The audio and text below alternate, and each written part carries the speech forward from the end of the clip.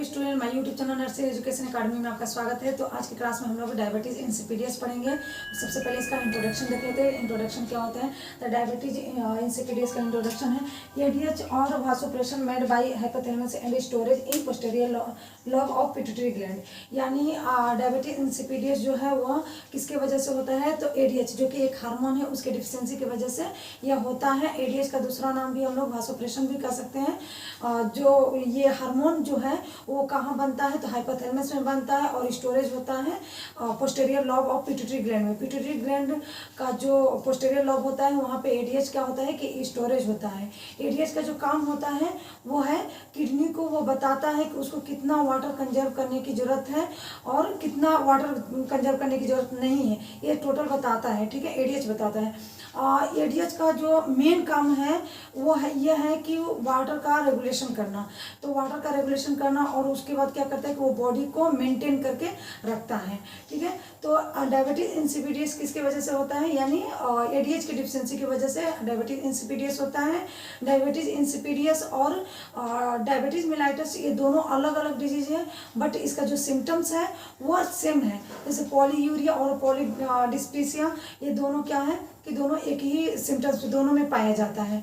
ठीक है, तो ये था इंट्रोडक्शन। अब इसका हम लोग डिफिनेशन देखते हैं। डिफिनेशन क्या है? It is a disorder of posterior lobe of pituitary gland characterized by a deficiency of anti diuretic hormone यानी एडीएच और vasopressin that lead to polyuria polydipsia. ठीक है, तो ये क्या है? एक ऐसा डिसऑर्डर है जिसमें क्या होता है कि एडीएच के डिफिशियंसी की वजह से ये प्रॉब्लम होता है। इसमें क्या होता है कि जो वाटर का रेगुलेशन होता है वो डिस्टर्ब हो जाता है, उसके वजह से डायबिटीज इंसिपिडियस हो जाता है। नेक्स्ट देखते हैं काउज, यानी डायबिटीज इंसिपिडियस होने का क्या कारण हो सकता है। तो सबसे पहले है हेड ट्रॉमा। हेड ट्रॉमा में क्या है कि अगर किसी व्यक्ति को सिर पे चोट आ गई है या पिट्यूटरी ग्लैंड में चोट आ गई है तो एडीएच क्या करता है कि अच्छे ढंग से रिलीज नहीं कर पाता है और वो अच्छे ढंग से काम भी नहीं कर पाएगा। नेक्स्ट है हेड ट्यूमर, यानी अगर हेड ट्यूमर हो गया है या ब्रेन ट्यूमर हो गया या पिट्यूटरी ग्लैंड के आसपास में भी ट्यूमर हो गया है तो एडीएच अच्छे ढंग से काम नहीं करेगा और वाटर का जो रेगुलेशन है वो भी अच्छे ढंग से हो नहीं पाएगा। ठीक है, तो ये भी एक क्या हो सकता है? काउजेज हो सकता है डायबिटीज इंसिपिडियस का। नेक्स्ट है सीएनएस इन्फेक्शन यानी सेंट्रल नर्वस सिस्टम। इसमें क्या एग्जांपल फॉर हम देखते हैं? मेनिंजाइटिस, इंसेफ्लाइटिस और ट्यूबरकुलोसिस। मेनिंजाइटिस क्या मतलब कि इस मेनिंजाइटिस में क्या है? अगर मेनिंजिस में अगर इन्फ्लामेशन हो गया है तो भी एक काउजेज हो सकता है, लीड कर सकता है डायबिटीज इंसिपिडियस का। या ब्रेन में इन्फ्लामेशन हो गया है तो वो भी एक लीड कर सकता है, एक काउज बन सकता है डायबिटीज इंसिपिडियस का। या ट्यूबरकुलोसिस, जैसे स्पाइनल कॉर्ड में अगर ट्यूबरकुलोसिस हो गया है तो ये भी एक लीड कर सकता है किसका? डायबिटीज इंसिपिडियस का। ठीक है, नेक्स्ट है मेटास्टेटिक्स डिजीज, यानी हमारे बॉडी में कैंसर हो गया है, कैंसर स्प्रेड हो रहा है तो उसके वजह से भी क्या हो सकता है? डायबिटीज इंसिपिडियस हो सकता है। ये भी एक मेन लीड कर सकता है डायबिटीज इंसिपिडियस होने का। ठीक है, नेक्स्ट है नेफ्रोजेनिक फैक्टर, हाइपरक्लेसिमिया, हाइपोक्लेमिया। अगर मान के चले कि हम लोग का नेफ्रोलॉजिकल अगर कोई डिसऑर्डर हो गया है या कोई ऐसा काउजेज है तो उसकी वजह से भी क्या हो सकता है कि डायबिटीज इंसिपिडियस हो सकता है, ये भी ये लीड कर सकता है। Surgical removal of pituitary gland में अगर किसी व्यक्ति का या ये सर्जिकल रिमूवल हो गया है पिट्यूटरी ग्लैंड का तो ये भी एक मेन काउजेज हो सकता है, लीड कर सकता है किसका? तो डायबिटीज इंसिपिडियस का। ठीक है, तो ये सारा कारण हो सकता है डायबिटीज इंसिपिडियस होने का। नेक्स्ट पढ़ते हैं, देखते हैं साइन एंड सिम्टम्स, यानी चिन्ह एंड लक्षण क्या हो सकता है डायबिटीज इंसिपिडियस का। सबसे पहले 2P इंडिकेट किया जाता है। 2P यानी पॉलीडिस्पीसिया और पॉलीयूरिया।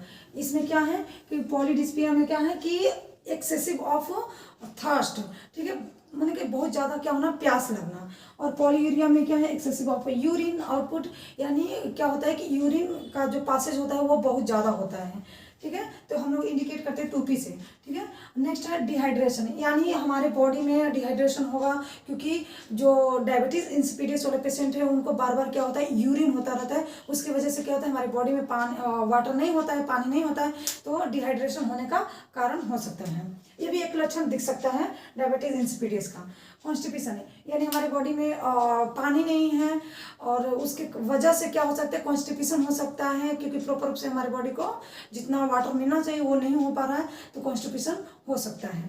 नेक्स्ट है sleep disturbance due to polyuria, यानी स्लीप में क्या होगा, डिस्टर्बेंस होगा क्योंकि पॉलीयूरिया हो रहा है, बार बार उसको यूरिन लग रहा है, उसकी वजह से क्या हो सकता है कि उसको सोने में प्रॉब्लम हो सकता है, डिस्टर्बेंस हो सकता है। ये एक लक्षण दिख सकता है डायबिटीज इंसिपिडियस वाले को। नेक्स्ट है वेट लॉस है, वेट लॉस भी हो सकता है, ये भी एक लक्षण दिखेगा डायबिटीज इंसिपिडियस वाले पेशेंट का, क्योंकि क्या होता है कि उसमें एक तो पानी वाटर जितना भी हमारे बॉडी में वो निकलते जा रहा है और भूख भी कम लगता है, इसकी वजह से क्या हो सकता है कि वेट लॉस एक लक्षण दिख सकता है डायबिटीज इंसिपिडियस वाले पेशेंट को। नेक्स्ट है फैटिग्यू यानी थकान, थकान भी होगा, ये भी एक लक्षण दिख सकता है क्योंकि बार बार उठना जाना याना यूरिन के लिए, तो क्या हो सकता है कि थकान हो सकता है। नेक्स्ट है इरिटेटेबिलिटी, यानी पेशेंट क्या करेगा कि ज़्यादा वो इरिटेट होगा क्योंकि बार बार उसको उठ के जाना पड़ रहा है, इसकी वजह से वो क्या होगा कि इरिटेट होता रहेगा, तो ये लक्षण दिख सकता है डायबिटीज इंसिपिडियस वाले पेशेंट को। क्रेविंग फॉर कोल्ड वाटर, यानी जो डायबिटीज इंसिपिडियस वाले पेशेंट होते हैं उनको ये भी एक लक्षण दिख सकता है कि क्रेविंग ऑफ कोल्ड वाटर, यानी उनको ठंडे पानी पीने की क्या होती है, इच्छा होती है, मन करता है कि ठंडा पानी वो पिए, तो ये एक लक्षण दिखेगा डायबिटीज इंसिपिडियस वाले पेशेंट पे। एनोरेक्सिया, भूख नहीं लगेगा और हेडेक भी होता रहेगा क्योंकि बार बार हमारा बॉडी क्या है डिस्टर्ब हो रहा है, परेशान हो रहे हैं, इरिटेट हो रहे हैं, तो उसकी वजह से हेडेक भी हो सकता है, ये भी एक हमारे डायबिटीज इंसिपिडियस वाले पेशेंट को लक्षण दिखेगा। नेक्स्ट डायग्नोसिस देखते हैं, डायग्नोसिस क्या करेंगे डायबिटीज इंसिपिडियस वाले पेशेंट को, तो फिजिकल एग्जामिनेशन यानी उसका साइन एंड सिम्टम्स देखेंगे। नेक्स्ट है हिस्ट्री टेकिंग, नेक्स्ट है फ्लूइड डिफ्रेंशिएशन और टेस्ट, यानी इस हम लोग क्या करेंगे कि फ्लूइड का लेवल चेक करेंगे। जैसे कि अगर कोई पेशेंट का अगर ये टेस्ट हो रहा है तो हम लोग क्या करते हैं कि कुछ मान के 6 घंटा पहले क्या करते हैं कि उसको ना पानी पिलाना है, ना कोई ऐसा उसके बॉडी में या आईवी द्वारा कुछ ऐसा देना नहीं है, क्योंकि उसका कितना क्वांटिटी है उसके बॉडी में, कितना वाटर है, वो चीज़ क्या करता है कि चेक किया जाता है, तो हम लोग ये फ्लूइड डिफ्रेंशिएशन टेस्ट करते हैं। नेक्स्ट है सीरम एडीएच टेस्ट, यानी सीरम एडीएच टेस्ट करते हैं, एडीएच का जो लेवल है उसको हम लोग क्या करते हैं कि टेस्ट करते हैं कि कितना लेवल है कितना लेवल नहीं, तो ये डायग्नोसिस होता है डायबिटीज इंसिपिडियस वाले पेशेंट का। ठीक है, नेक्स्ट इसका देखते हैं कॉम्प्लिकेशन, यानी डायबिटीज इंसिपिडियस वाले पेशेंट को कॉम्प्लिकेशन क्या हो सकता है, तो सबसे पहले होगा हाइपोनेट्रीमिया, यानी हाइपोनेट्रीमिया क्या है कि यदि जो पेशेंट है उसको बार बार क्या हो रहा है कि यूरिन आउटपुट हो रहा है, बार बार यूरिन कर रहा है, तो इसके उसमें क्या हुआ कि हमारे बॉडी में जितने भी कैल्शियम है, जो भी हमारा मात्रा है, वो क्या करेगा कि बाहर यूरिन के माध्यम से वो भी बाहर निकल जाएगा, तो धीरे धीरे डिफिशियंसी होने लगेगा हमारे बॉडी में कैल्शियम का, तो अगर हमारे बॉडी में कैल्शियम का डिफिशियंसी होने लगेगा जिसकी वजह से हाइपोनेट्रीमिया हो सकता है, और कोमा भी होगा, पेशेंट को शॉक भी होगा, और अगर यदि सीवियर कंडीशन है डायबिटीज इंसिपिडियस का तो डेथ भी हो जाएगा डायबिटीज इंसिपिडियस वाले पेशेंट का। नेक्स्ट पढ़ेंगे मेडिकल मैनेजमेंट, यानी डायबिटीज इंसिपिडियस वाले पेशेंट का मेडिकल मैनेजमेंट क्या होगा, the treatment of underlying causes, antibiotic for sinus infection, यानी पेशेंट को सीनस इन्फेक्शन है तो उसको एंटीबायोटिक देंगे ताकि क्या हो इन्फेक्शन कम हो सके। नेक्स्ट है appropriate treatment of renal disease, अगर किसी पेशेंट को रेनाल डिजीज हुआ है तो उसको हम लोग तुरंत क्या करेंगे कि उसका ट्रीटमेंट स्टार्ट कर देंगे। ठीक है, हाइपोलिपिडेमी ड्रग्स, यानी ये ड्रग्स देंगे कोलेस्ट्रॉल लेवल को कम करने के लिए, अगर कोलेस्ट्रॉल ज़्यादा बढ़ गया, हाई लेवल हो गया है, तो उसको कंट्रोल करने के लिए हाइपोलिपिडेमी ड्रग्स देते हैं।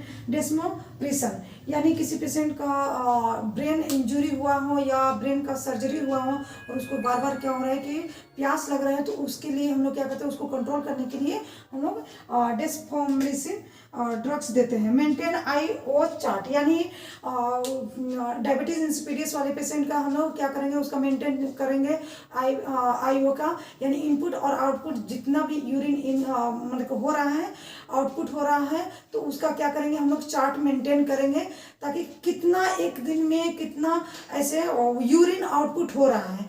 और डायबिटीज इंसिपिडियस वाले पेशेंट का एक दिन में 20 लीटर यूरिन आउटपुट होता है। ठीक है, तो आज हम लोग पढ़े डायबिटीज इंसिपिडियस, इससे रिलेटेड सारे टॉपिक्स पढ़े। अगर आप लोग को कहीं भी ऐसा प्रॉब्लम होगा तो आप लोग प्लीज़ कमेंट बॉक्स में कमेंट कीजिएगा, और प्लीज़ मेरे चैनल को लाइक सब्सक्राइब कमेंट्स जरूर कीजिए। Thank you so much.